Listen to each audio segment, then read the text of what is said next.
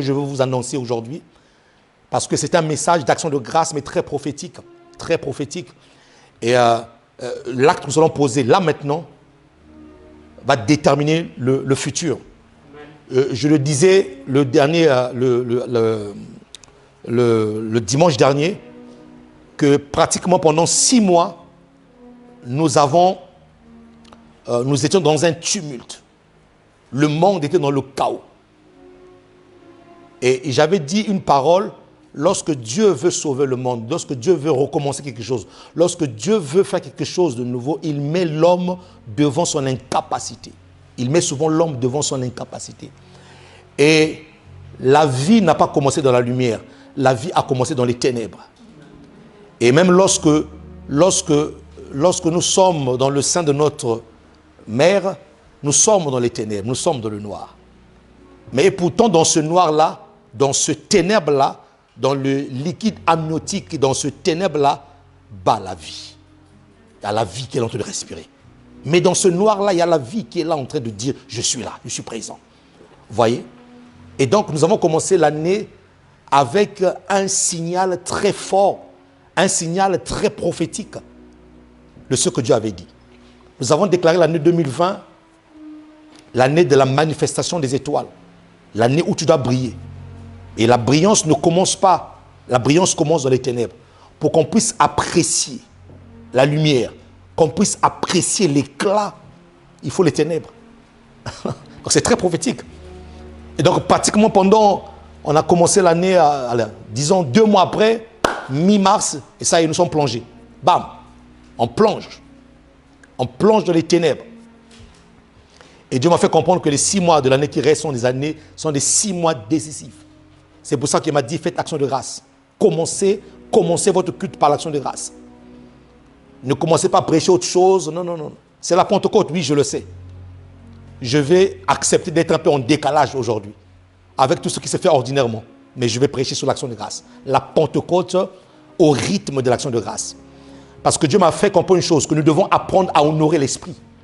Nous devons apprendre à honorer l'Esprit qui est en nous. Nous devons apprendre à honorer le Saint-Esprit qu'il a mis en nous. Nous devons apprendre à le respecter. C'est lui par l'Esprit de Dieu. C'est l'Esprit de Dieu en nous qui nous a fait traverser l'ombre de la mort. Et donc nous devons apprendre à le rendre grâce et à l'honorer. Alléluia. Ah, donc c'est quoi l'action de grâce au fait? Nous voulons rendre grâce à Dieu pour son Esprit qui est en nous, pour le Saint-Esprit qu'il avait envoyé depuis le jour de la Pentecôte, qui est venu établir sa résidence en nous. Et vous devez comprendre une chose, c'est que le Saint-Esprit n'a pas vocation de partir. Le Saint-Esprit n'a pas vocation de nous quitter. Non. Il est la dernière personne de la divinité qui est censée rester avec l'homme jusqu'à la fin de la vie de l'homme. C'est le Saint-Esprit. C'est le Saint-Esprit. Jésus est venu, il a accompli sa mission, il est parti. Et la Bible déclare qu'il est assis à la droite de Dieu le Père. Il est assis à la droite de Dieu le Père. Et comme il est parti, il a reçu de Dieu le pouvoir, la capacité de pouvoir nous envoyer le Saint-Esprit. Le Saint-Esprit. Alléluia. C'est quoi l'action de grâce? L'action de grâce vient d'un mot hébreu qui veut dire shelem. Shelem ou shalem. Shalom. Shelem ou shalom. Donc à la place de E, vous pouvez mettre les A. Qui veut dire simplement faire une offrande de paix. Faire une offrande de paix. Vous voyez? Donc lorsque nous faisons l'action de grâce, notre action de grâce doit être accompagnée d'une offrande. Mais c'est mentionné ici une offrande de paix. Ça veut dire que quelque part il y avait le trouble. Et on ne peut pas faire une offrande de paix sans trouble. Si Dieu nous demande de faire une offrande de paix, c'est quelque part on était en trouble. Donc Shelem veut dire faire une offrande. Et nous avons l'habitude de voir des personnes qui disent « Je rends grâce à Dieu », mais ils rendent grâce à Dieu main vide. On ne rend jamais grâce à Dieu main vide. Jamais. Jamais. Parce que dans le sens même étymologique, dans le sens même de la définition du mot action de grâce, Shelem veut dire Seigneur, je viens te dire merci, mais tout en établissant une alliance entre toi et moi. Quelle alliance? Une alliance de paix. Une alliance de paix. Vous voyez? C'est pour ça que lorsque Noé est sorti de l'arche, tout de suite il a fait quoi? Il a élevé quoi? Une offrande. Et Dieu, qu'est-ce qu'il a fait? Il a fait apparaître quoi? L'arc-en-ciel. pour dire que plus jamais je détruirai le monde par le déluge. Vous voyez? Et donc, l'action de grâce, c'est faire une offrande de paix. C'est un sacrifice volontaire. Ce sont des remerciements que nous faisons vers le Seigneur. Voilà. Être dans une alliance. Lorsque je ramène mon action de grâce, je rentre dans une alliance. J'établis une alliance avec Dieu. J'établis un contrat avec Dieu que plus jamais, Seigneur. Et même si ce fléau revenait encore, moi je ne serais pas touché. J'ai établi quoi? Une alliance. Shalem veut dire, je fais une alliance de paix. Être en paix avec. Faire la paix avec. Vivre dans la paix avec. Être complet. Alors, voilà encore un autre terme de l'action de grâce. Être complet. Ça veut dire que dans l'action de grâce, quand je fais l'action de grâce, je vais l'expliciter avec le verset, notre verset principal que je vous ai dit tout à l'heure. Quand je fais une action de grâce, je suis en train de dire à Dieu, Seigneur, tu dois rendre complet, parfait, l'œuvre que tu as commencée dans ma vie. Vous voyez? L'action de grâce veut dire, Seigneur, ce que tu as commencé. Dis la parole. Celui qui a commencé en vous cette œuvre, la rendra parfaite. Il la rendra parfaite. Et donc, lorsque je fais mon shalem ou mon shalom, je suis en train de dire à Dieu que ce que tu as commencé, tu le rends parfait. Tu n'es pas un Dieu des œuvres inachevées. Non. Donc, l'action de grâce veut dire aussi rendre parfait, rendre complet, accomplir une œuvre. Accomplir une œuvre. Mener à bon terme, mener jusqu'à la fin ce que tu as commencé. Qui me dit Amen? Qui me dit Amen? Amen. Luc 17. Luc 17, verset 11 à 19. Luc 17, verset 11 à 19. Luc 17, 11 à 19. Jésus, se rendant à Jérusalem, passait entre la Samarie et la Galilée. Verset 12. Comme il entrait dans un village, dix lépreux vinrent à sa rencontre, se tenant à distance. Dis avec moi, se tenant à distance. Encore, se tenant à distance. Le verset 13. Ils élevèrent la voix et dirent, Jésus, Maître, aie pitié de nous. Verset 14. Dès qu'il les eut vus, il leur dit, allez vous montrer au sacrificateur. Allez vous montrer au sacrificateur. Et pendant qu'ils y allaient, il arriva qu'ils furent guéris. L'un d'eux, verset 15, se voyant guéri, revers sur ses pas. Dis avec moi, revers sur ses pas. Revers sur ses pas, glorifiant Dieu à haute voix. Verset 16. Il tomba sur sa face aux pieds de Jésus et lui rendit grâce. C'était un Samaritain. Verset 17. Jésus, prenant la parole, dit, les 10 n'ont-ils pas été guéris? Et les 9 autres, où sont-ils? Les 9 autres, où sont-ils passés? Les 10 n'ont pas reçu la guérison. Mais les 9 autres, où sont-ils passés? Verset 18. Mais s'est-il trouvé que cet étranger pour revenir et donner gloire à Dieu? Verset 19. Oui. Et il lui dit, lève-toi, va. Ta foi t'a sauvé. Parole du Seigneur. Est-ce que tu peux acclamer la parole du Seigneur?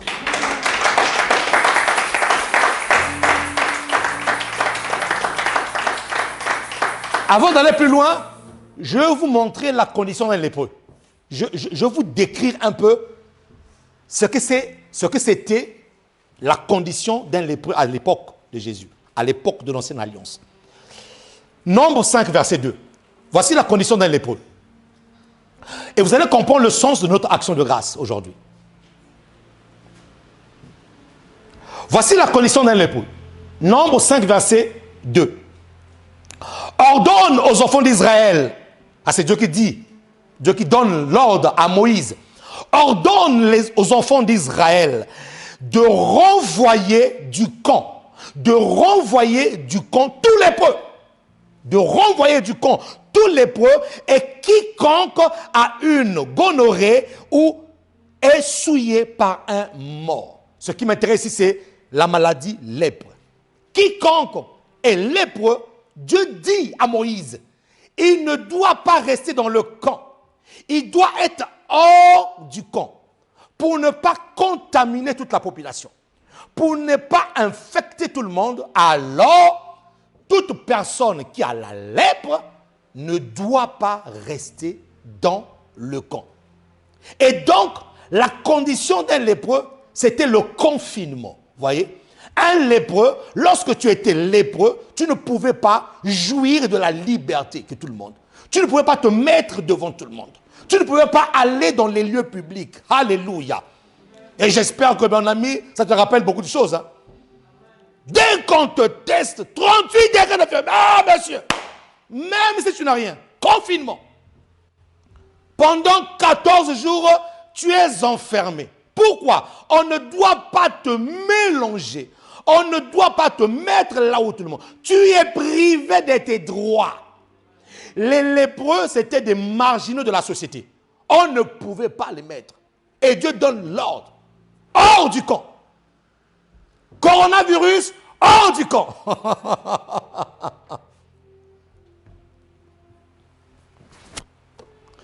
Et là, pendant que tout le monde est en train de circuler, toi, tu ne peux pas circuler. Et je pense que le coronavirus était une lèpre mondiale qui a fait que tout le monde était confiné. C'est une lèpre exceptionnelle. C'est une lèpre où, que tu l'as pas, tu dois être confiné. Donc même ceux qui étaient en bonne santé devaient être confinés. Et lorsqu'on te ramenait à manger, celui qui était lépreux, lorsqu'on te ramenait à manger, on te mettait la nourriture là devant ta porte, on poussait avec un... Parce qu'il y avait quoi? Il y avait une distanciation sociale à respecter. Je pense que c'est les termes que je ne vais plus vous expliquer. On a tellement entendu ça. On a tellement bombardé de ça. Distanciation sociale. Parce que si tu t'approchais trop, parce que le lépreux était une personne qui avait une peau écaillée. Vous voyez? Avait une peau écaillée et les croûtes tombaient. Donc le vent là, à côté de lui, tu pouvais être infecté. Qui me dit amen? Donc voici la première condition du lépreux. Deuxième condition du lépreux. Allez avec moi dans 2 Chroniques. 2 Chroniques 26, verset 21. 2 Chroniques 26, verset 21. Non, c'est toujours dans la même condition plutôt. Je donne un deuxième verset. 2 Chroniques 26, verset 21. Le roi Osias fut lépreux jusqu'au jour de sa mort et il demeura dans une maison écartée comme lépreux. Car il fut exclu de la maison. Vous voyez, il fut exclu de la maison de l'Éternel et Jotam, son fils, était à la tête de la maison du roi et jugeait le peuple du pays. Lévitique 13, verset 45. Deuxième condition du lépreux. Deuxième condition du lépreux. Lévitique 13, verset 45. Le lépreux atteint de la plaie portera ses vêtements déchirés. C'est quoi un vêtement déchiré?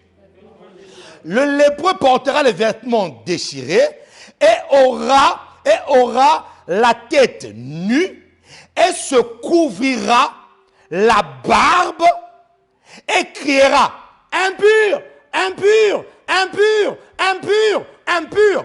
Voilà la condition d'un lépreux. Le lépreux, quand tu étais frappé de lèpre, la Bible déclare que tu devais mettre un vêtement.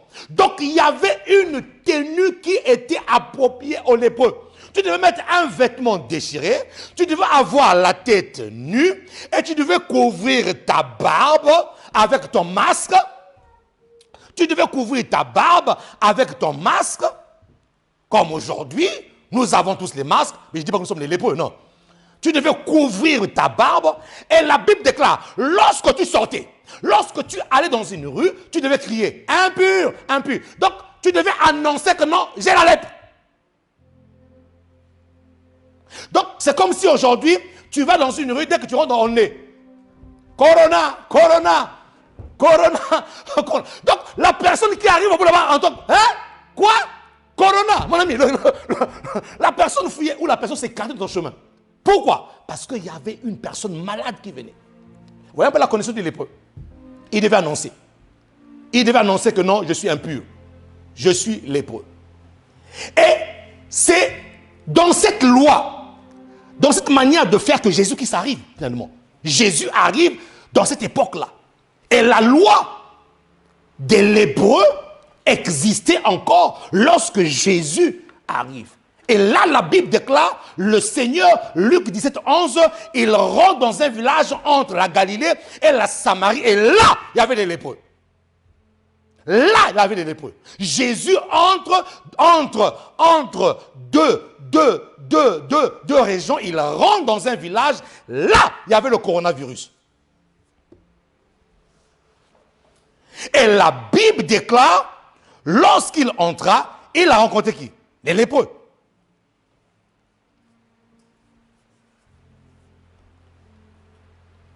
Mais il a fallu que le Seigneur de gloire puisse passer par là.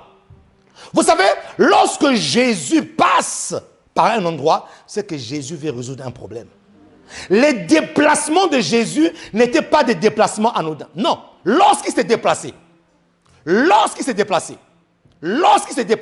c'était pour aller résoudre un problème. Et ce déconfinement, prophétiquement, Jésus veut résoudre beaucoup de problèmes dans la vie des personnes. Qui me dit amen? Qui me dit amen? Ils arrivent et les lépreux voient Jésus. Ils reconnaissent Jésus. Ils disent, Maître, aie pitié, aie pitié. Ces lépreux viennent à la rencontre. Ils sont sortis de leur confinement. Eux qui étaient confinés, ils sont sortis de leur confinement. Pourquoi? Parce que la grâce de Dieu les avait localisés. Parce que la présence de Dieu les avait localisés. Ils sortent de leur confinement, ils vont rencontrer qui? Jésus. Et ils se mettent à crier. Jésus, Maître, aie pitié de nous. Eux qui étaient marginaux de la société et qui ne pouvaient pas être au milieu de tout le monde. Mais là, ce jour-là, la grâce de Dieu n'a pas fui la maladie. La grâce de Dieu est partie rencontrer la maladie. Vous voyez la grâce? La grâce de Dieu est partie rencontrer la maladie. Et la Bible déclare que Jésus, les ayant vus, leur a dit. Ce qui est fort, c'est que Jésus savait pertinemment que la puissance qui est en lui, la grâce, la vie abondante qui était en lui, était capable d'affecter leur vie. Première chose, il leur dit, allez voir le sacrificateur. Il leur dit, allez voir le sacrificateur. Allez voir le sacrificateur. Mais avant d'aller voir les sacrificateurs, la Bible déclare qu'ils ont crié. Suivons très bien, mes amis. La grâce. Tu peux rencontrer la grâce. Tu peux être en face de la grâce. Mais pour que la grâce t'affecte, tu dois pousser un cri. Tu dois... La grâce t'a déjà vu. La grâce t'a déjà vu. Mais la grâce veut entendre un son qui vient de toi. La Bible déclare qu'ils ont vu Jésus. Ils ne sont pas restés. Ils ont crié. Maître! Beaucoup de personnes rencontrent la grâce. La grâce ne les affecte pas. Pourquoi? Parce qu'ils n'ouvrent pas la voix. Ils n'ouvrent pas la bouche pour appeler la grâce. Ils ont vu Jésus, ils ont crié. La Bible dit quoi? Psaume 34, verset 7. Quand un malheureux crie, que fait l'Éternel? L'Éternel entend. Quand un malheureux crie, l'Éternel entend et il sauve de toutes ses détresses. De toutes ses détresses. Il sauve de toutes ses détresses. Pour que la grâce puisse t'affecter, Tu dois reconnaître que tu as besoin de la grâce. Pour que la grâce puisse te toucher, tu dois reconnaître que tu as besoin de la grâce. Dis avec moi, j'ai besoin de la grâce. Dis encore, j'ai besoin de la grâce. Si nous sommes là encore aujourd'hui, c'est parce que pendant des semaines, nous avons crié à la grâce. Nous avons demandé la grâce de Dieu. Nous avons demandé à Jésus de nous couvrir de sa grâce. Nous avons invoqué Dieu. Nous avons imploré son nom. Nous avons crié à lui. Et nous sommes là aujourd'hui. Est-ce que tu peux acclamer le Seigneur de gloire pour ta vie? Acclame mieux que ça, mon ami.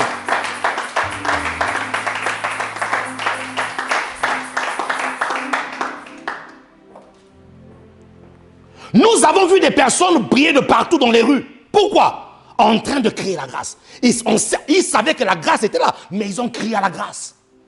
Pour que la grâce t'affecte, tu dois crier. Et ils ont crié. Nous avons fait des chaînes de prière. Pourquoi? Parce qu'on a besoin de crier à la grâce. Et la grâce a entendu nos cris. La grâce nous a localisés. Et nous bénissons le Seigneur pour cela. Qui me dit amen? Qui me dit amen?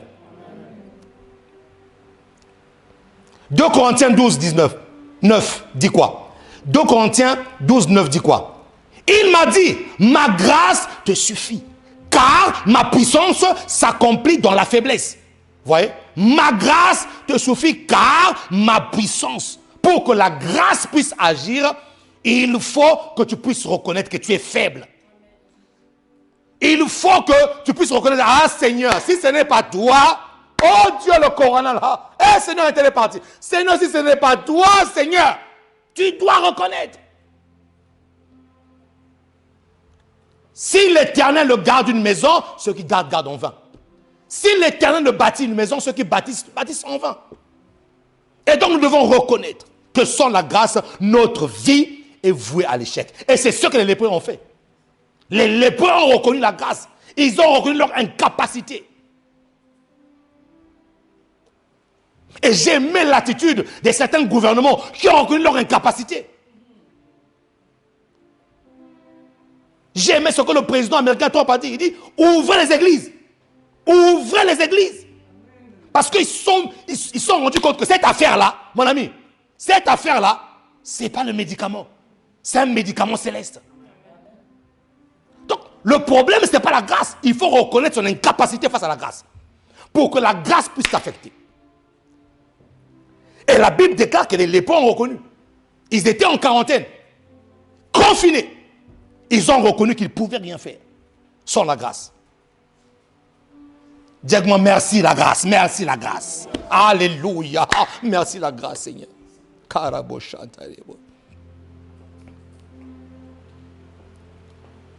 Maintenant suivez l'attitude. Alors qu'ils n'étaient pas encore guéris, que dit Jésus? Allez chez le sacrificateur. Pourquoi le sacrificateur?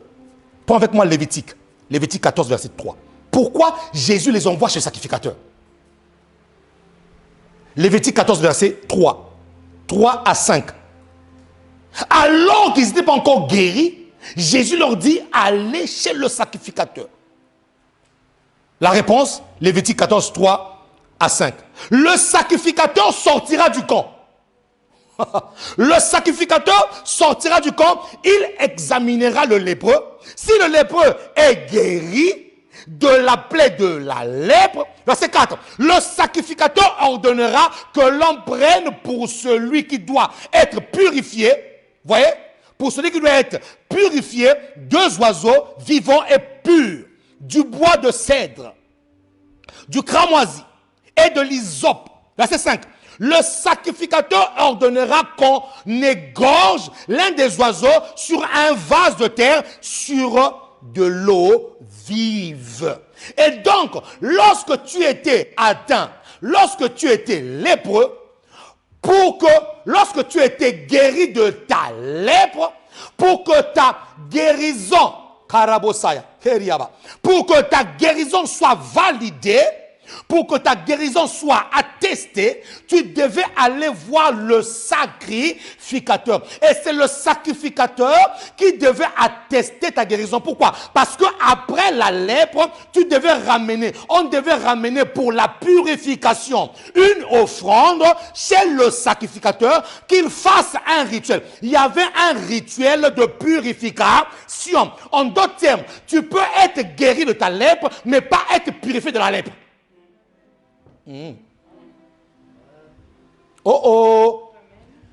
Pourquoi est-ce qu'après la guérison de la lèpre, tu devais aller voir le sacrificateur pour la purification? Donc ça veut dire que tu es guéri, oui, mais tu as encore en toi cette sémence-là qui peut faire en sorte que la lèpre revienne. Tu as encore en toi quelque chose qui peut faire en sorte que cette chose-là revienne. C'est pour ça que Dieu m'a dit, le premier culte de votre déconfinement ne doit pas être un culte où vous allez prêcher quoi? Non, vous devez rendre grâce à Dieu. Pourquoi? Pour que même si on dit que le corona va revenir, mais vous serez protégés. Même si on dit qu'il y a des tendances que ça puisse faire rechute. On attend encore un mois. En Chine, on a entendu que ça a recommencé. Et les autorités ont peur. Et Dieu m'a dit, ça ne fait rien. Vous devez contrecarrer cela en faisant quoi? Une action de... Parce que tu peux être guéri du corona, mais pas être purifié du corona. Pour être purifié du corona, tu as besoin qu'on te fasse une offrande d'action de... C'est pour ça que j'ai dit que ce message est prophétique. Ce message est prophétique. Et donc, la purification, ce rituel-là était fait pour enlever la racine. La personne pouvait être guérie, mais la racine de la lèpre était encore là. Donc, la purification entrait dans les gènes. La purification avait pour rôle d'aller toucher dans les chromosomes, dans l'ADN, là où les molécules ont été touchées par la maladie pour arracher cette maladie. Qui me dit amen? Qui me dit amen?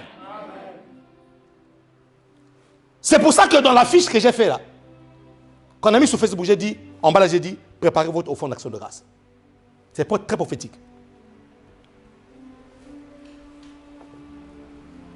Alléluia. Quelqu'un me dit gloire à Dieu. Mais maintenant suivez. Qu'est-ce que les lépreux ont fait? Ils n'étaient pas encore guéris, mais ils sont partis. Normalement, ils devaient partir pour aller se faire constater leur guérison. Mais eux, ils n'ont pas dit à Jésus, Jésus, non, mais on n'est pas encore guéri. On ne peut pas aller voir le sacrificateur. Pour aller voir le sacrificateur, il faut d'abord être guéri. Mais la Bible déclare ceci. Jésus leur a ordonné d'aller voir le sacrificateur. Pourquoi? Parce que dans la foi, la chose n'existait plus. Parce que dans la dimension prophétique, la chose n'existait plus. Nous sommes en train de faire une offrande d'action de grâce parce que prophétiquement parlant, on dit, papa, c'est assez. On a des trucs à accomplir. On ne doit pas être bloqué à cause d'un... On a des trucs à accomplir. On a des trucs à faire. Et donc, nous ramenons notre offrande pour faire taire ce virus. La Bible déclare qu'ils sont partis. Ils ont fait là ce qu'on appelle quoi? Le pas de la foi. Dites-moi le pas de la foi. Alors qu'ils n'étaient pas encore guéris, ils sont partis. Mais ils sont partis avec quoi, mon ami? Ils ne sont pas partis avec autre chose. Ils ne sont pas partis avec leur force, avec leur courage. Ils sont partis sur la parole de Jésus. Dites-moi la parole de Jésus. Dis encore la parole de Jésus. Vous savez que Pierre, lorsqu'il a marché sur les eaux, Pierre n'a pas marché sur les eaux. Pierre a marché sur la parole de Jésus. Jésus lui a dit, viens. Qu'est-ce que Pierre a dit à Jésus? Jésus, maître, si tu ordonnes, si tu dis une parole, je viendrai vers toi sur cette parole-là. En fait, ta parole sera pour moi un support sur lequel je dois marcher pour venir vers toi. Et donc, aussi longtemps que Pierre avait la foi sur la parole, il a marché sur les eaux. Et lorsque son cœur commença à être dans le trouble, il n'avait plus foi en la parole, la Bible déclare qu'il a coulé. Il a coulé. Mais eux, ils ont gardé leur foi à la parole. La Bible déclare chemin faisant. Dis-moi chemin faisant. On a fait le déconfinement. Pendant ce déconfinement, mon ami, chemin faisant, nous, on ne sera pas touchés. On a fait le déconfinement. Pendant ce déconfinement, nous allons vivre des choses extraordinaires. Mon ami, si tu le crois, dis avec moi, amen. Nous allons vivre des choses. La Bible dit que chemin faisant, ils se sont rendus compte que la lèpre était partie.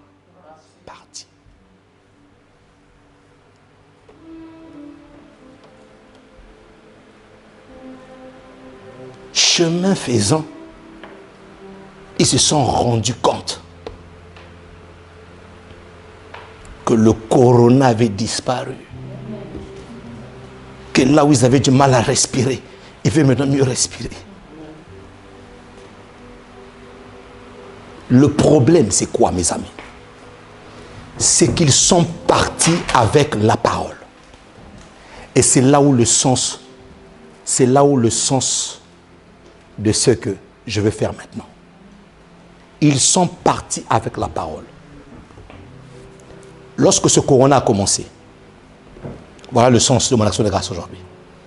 Lorsque le corona a commencé, lorsqu'il a commencé à avoir des morts, je suis allé en prière.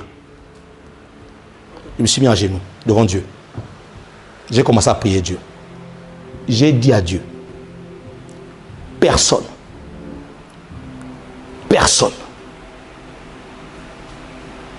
des brebis que je conduis, personne ne mourra. Amen. Peut-être que tu ne le savais pas.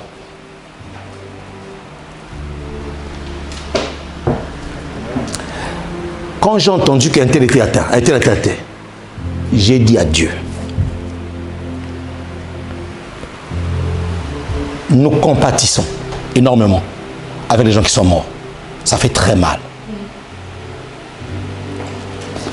Mais moi, j'ai dit à Dieu, Père, je ne veux pas qu'on m'appelle pour me dire un tel est parti. Non.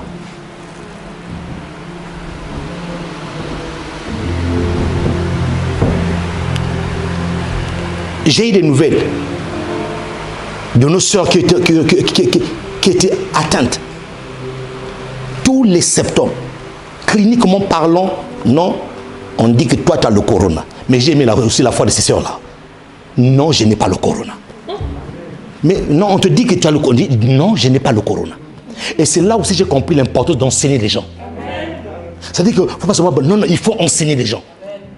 Le jour de ta vulnérabilité, ce qui va te sauver, c'est la parole que tu as entendue. C'est l'enseignement que tu as entendu. Tellement que je les avais bombardés sur leur identité en Christ. Tellement que je les ai bombardés sur leur identité. Nous sommes les Christ sur terre. Il y a quelqu'un qui m'a écrit un jour.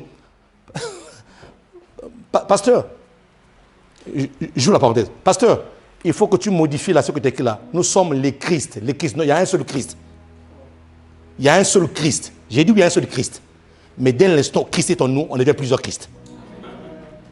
Ah, je ne le vois pas comme ça. Ah, ben oui. Pourquoi est-ce qu'à Antioche, acte 13, on a payé les chrétiens, des disciples chrétiens? Parce que la vie de Christ s'est déployée en nous. Donc, j'étais obligé de lui faire un cours sur l'identité chrétienne. Je l'ai expliqué sur l'identité. Après, il a dit, ah d'accord, oui, je suis un Christ sous terre. Ce n'est pas de la prétention. Non, non, non. C'est mon identité. C'est mon identité. Je suis un Christ sous terre. Tu as déjà vu Jésus? Si tu vois Jésus, c'est au travail de ma vie. Père, je ne veux pas. Je ne veux pas. Et vous savez quand c'est comme ça là, ta foi peut être testée. On a eu un cas terrible. Clara, si tu me tues, que Dieu te bénisse, Clara. Si tu tombes sur cette vidéo-là, merci. Que le Seigneur, merci pour ce que tu as fait de ta vie. On tuait de partout. Tu sens la personne de partie du Seigneur. Père, je te dis que personne ne mourra. Je ne vais pas entendre que quelqu'un est mort. Si réellement nous sommes les Christ sur terre et que dans nos gènes, coule le sang de Jésus. Comme j'ai l'habitude de dire, lorsque un virus arrive, il est probable que mon corps peut être touché. Mais à cause du Saint-Esprit qui est en moi, mes cellules corporelles sont renouvelées, sont régénérées tous les jours. Ce ne sont pas des fables, tous les jours. Attends, mais pas éteint, Seigneur. Alité, mais vivant. Paralysé, mais vivant, Seigneur. Je ne mourrai pas, je vivrai. Père, j'ai dit que personne ne mourra. Ça va? J'ai du mal à respirer. Ça va aller. Même des fois, ta foi dans ton pasteur peut te secouer. Ça va aller. Tu n'as pas envie de lui montrer que ça va. Ça va. Parce que cette histoire de leader, tu montres un visage bizarre. Tout devient bizarre. Ça va. Et j'avais dit à Dieu, le jour où on sort du confinement, la première chose que je te fais, c'est élever vers toi une offrande. Si personne ne meurt, ça c'est mon alliance que j'ai fait, j'élève une offrande sur toi.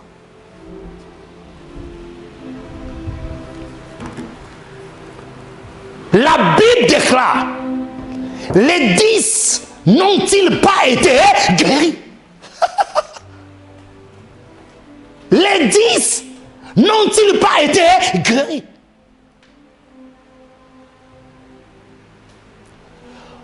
Vous savez, nous sommes tellement habitués au miracle de voir les gens être guéris que deux fois, nous ne nous rendons pas compte que vivre aujourd'hui, c'est une grâce.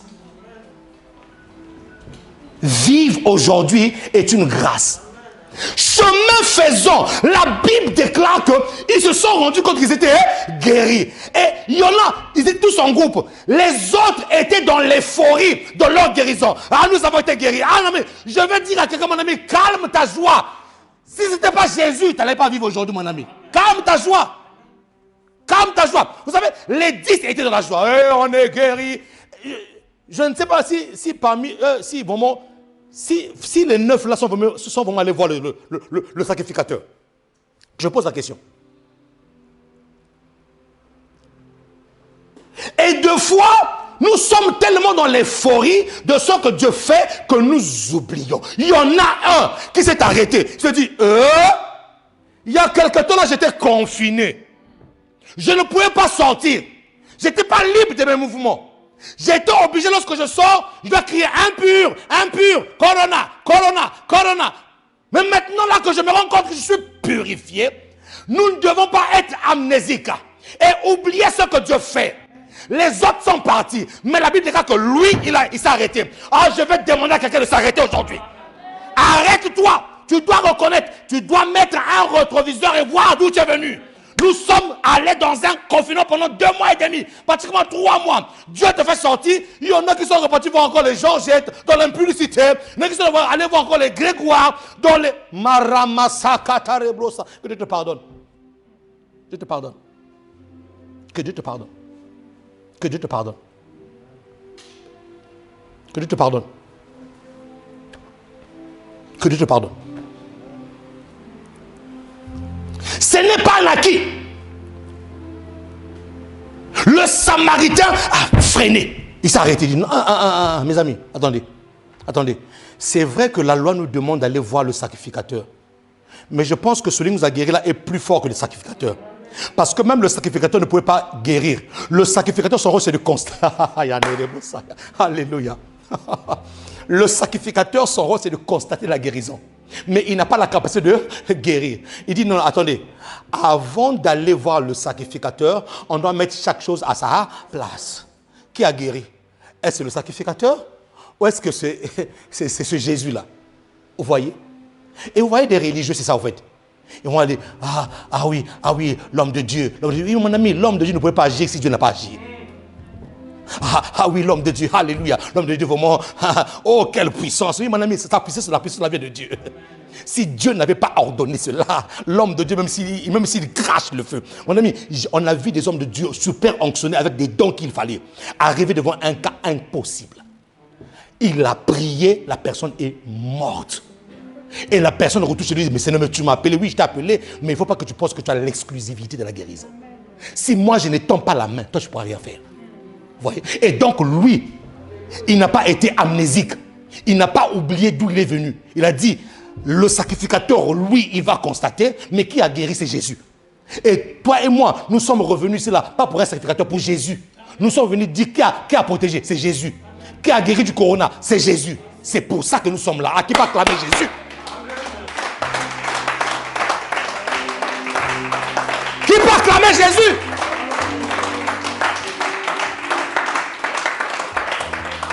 Pour que la grâce continue à affecter ta vie, tu dois apprendre à t'arrêter, à apprécier la grâce et à retourner à les rendre grâce.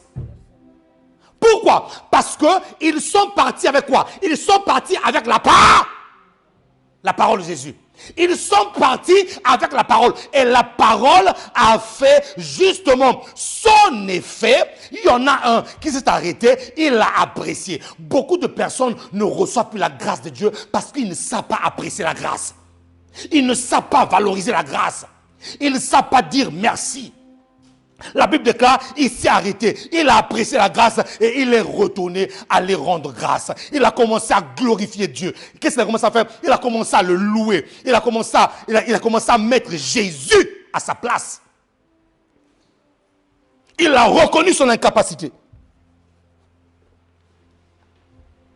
Qui me dit amen? Et comme ils étaient partis avec la parole, comme moi j'avais dit à Dieu que personne ne tombera, aucun héros ne tombera sur le champ de bataille.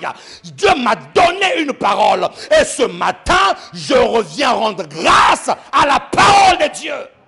Oui mon ami, je vais rendre grâce à la parole. Ce n'est pas par magie, c'est ni par ma force, c'est ni par ma puissance, mais c'est par l'Esprit de Dieu. C'est par l'Esprit de Dieu que ces choses ont été réalisées. Même qui m'a donné l'audace et le courage de pouvoir me tenir devant ce virus et de parler comme ça. Cette audace et ce courage vient de Dieu. C'est l'Esprit qui m'avait saisi et qui a remué mes émotions et qui a dit déclare cette parole-là. Déclare-le. Déclare-le.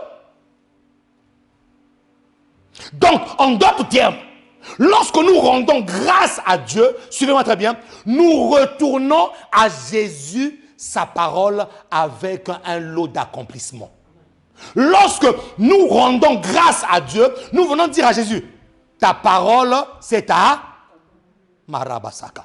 Nous reprenons la parole de Jésus, nous partons lui dire, Seigneur, ta parole est revenue à toi, mais avec un résultat. C'est ça qu'on rase. Suivez. Ésaïe 55, verset 11.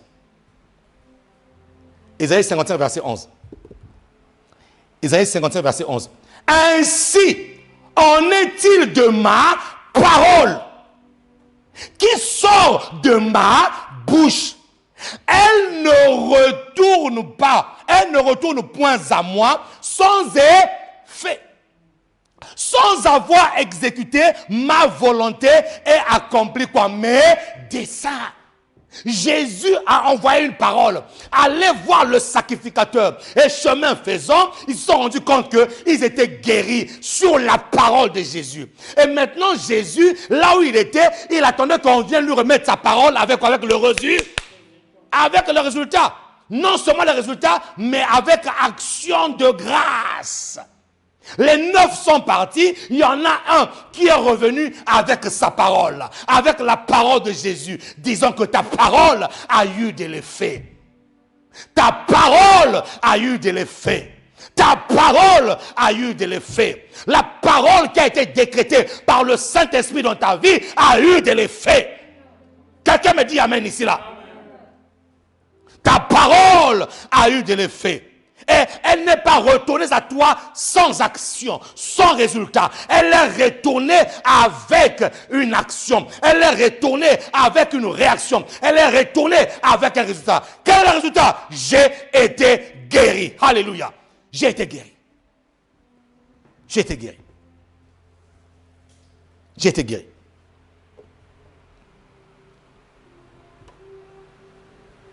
Maintenant, suivez. Jésus. C'est ce que maintenant, c'est ce qui va arriver. C'est ce qui va arriver dans la vie de toutes les personnes qui vont faire l'action de grâce. Jésus se tourne. Quoi? Il n'y a eu que ce Samaritain-là qui est revenu pour rendre gloire à Dieu. Il n'y a que lui. Jésus se tourne vers lui. Il dit, lève-toi. Parce que le lépreux était prosterné. Voilà. Proskuneo. Je n'existe plus. Il n'y a que toi, Jésus, qui existe. Je t'élève. Oh, tu es élevé au-dessus de la lèpre. Il s'est prosterné.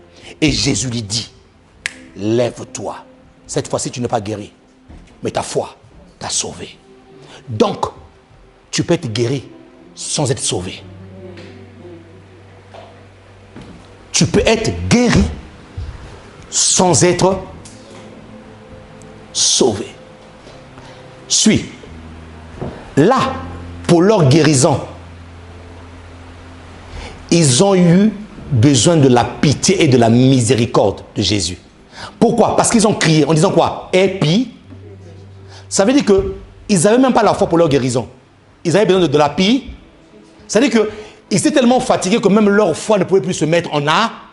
Seigneur, aie pitié, on est fatigué. Ça veut dire qu'on ne sait même pas, on est fatigué.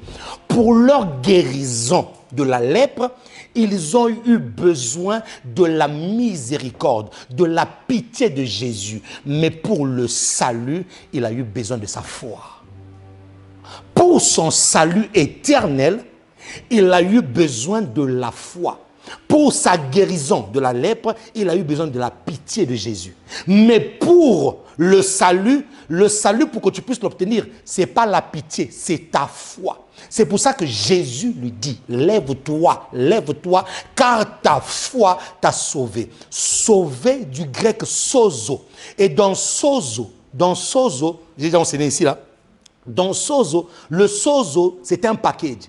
Dans sozo, il y a la guérison. Ça veut dire que lui, il a reçu la guérison, mais dans sozo, il y a aussi la délivrance. Dans sozo, il y a aussi le salut.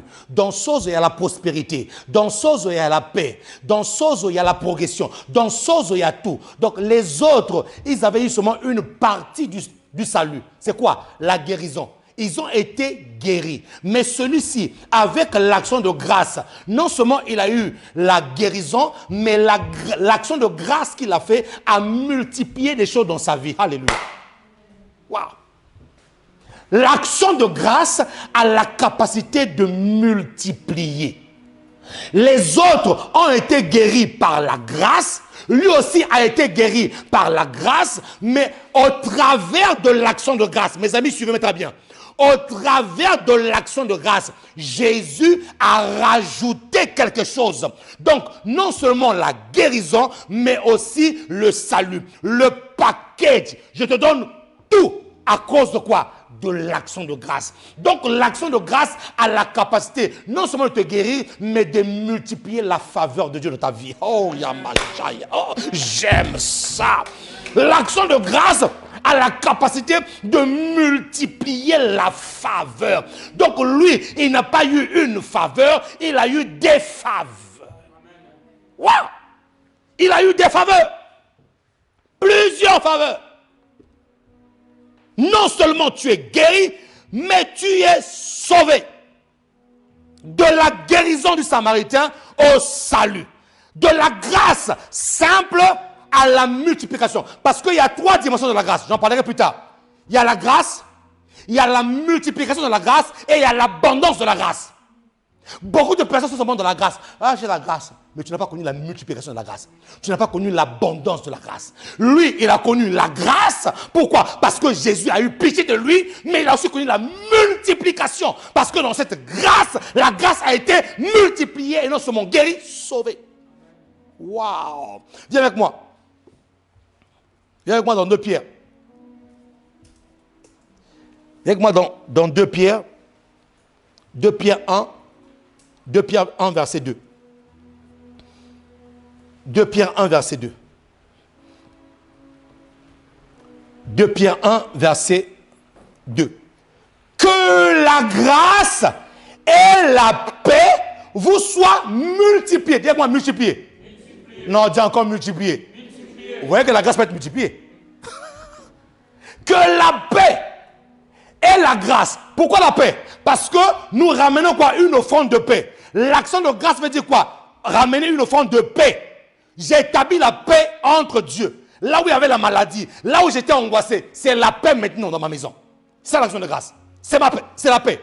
Et donc, la Bible déclare ici là que la grâce et la paix vous soient multipliées. Par quoi? Par quoi? Par la connaissance de Dieu et de Jésus notre Seigneur. Vous voyez, c'est ce que le lépreux a fait. Il a eu la connaissance de Jésus. Il a dit, non, avant d'aller voir le sacrificateur, d'abord Jésus. Donc, il a eu une autre révélation de qui? De Jésus. Et lorsqu'il a eu une autre révélation de Jésus-Christ, la grâce a été multipliée. La révélation que tu as de Jésus-Christ te ramènera dans une autre multiplication de la grâce. Dans la multiplication de la grâce. Qui me dit Amen? Amen. Qui me dit Amen? Amen. Note ceci.